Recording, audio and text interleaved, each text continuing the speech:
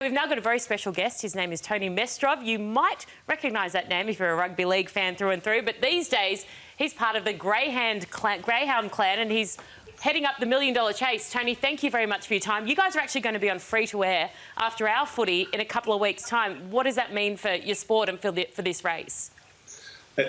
It's actually a massive announcement for the industry.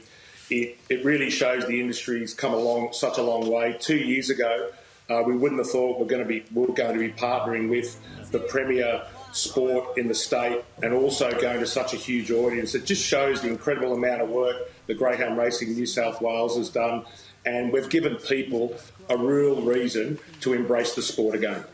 Well, Tony, I go back to Zoom Top and Ragsy all those years ago, but this $1 Million Chase, how does it stack up against other greyhound races around the world? Yes, Thurlow, by far it's the richest greyhound race in the world via prize money. It's a real opportunity to showcase how fast the dogs are, but also it's an event. We've strategically placed this race the night before the Everest, so the richest greyhound race in the world will be followed by the richest turf race in the world, which is a real coup. And also all entry fees will go to our Greyhounds as Pets, which is Greyhound Racing New South Wales' largest rehoming program.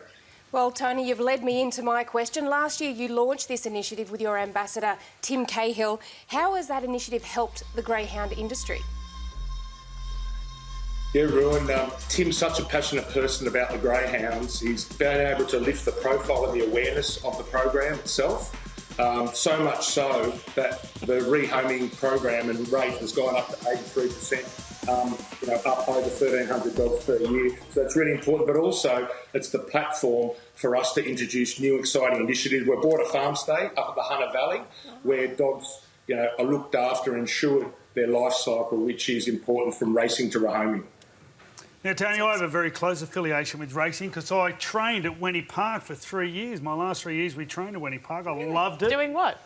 Chasing the lure. Well, there's a story, actually. We had a trainer. Careful. One of our trainers, Louis, was quite old. He wasn't quite focusing on what his job was, and what happened, as he's looking somewhere else, the rabbits coming around just took him out. Absolutely. That has to be a lie. I'm going to ask you another question. Obviously, you played for Manly and also South Sydney. Who's your tip for the premiership? Well, I think the Panthers look good, Freddie, your mob. I think Ivan Cleary has done an amazing job. He really has. And as you know, they're just a happy team. And you need that special bond to win a premiership.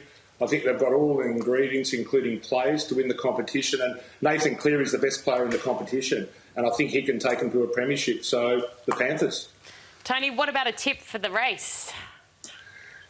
As I said to you before, Aaron, I'm not one to give tips, particularly where the industry's been, but I'm ashamedly saying Victoria might win this time, and Shimmer Shine. It was in the race last year. It ran really well, so I just hope a New South Wales dog can do it. Flying Ricardo is trained by Christy Sultana. She's a young female trainer. It'd be great to see her win from a New South Wales point of view. By the way, no one was hurt in that incident with the rabbit.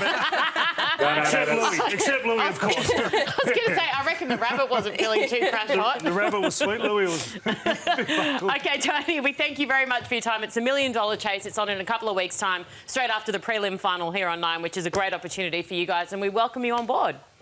Thanks, Aaron. Appreciate it.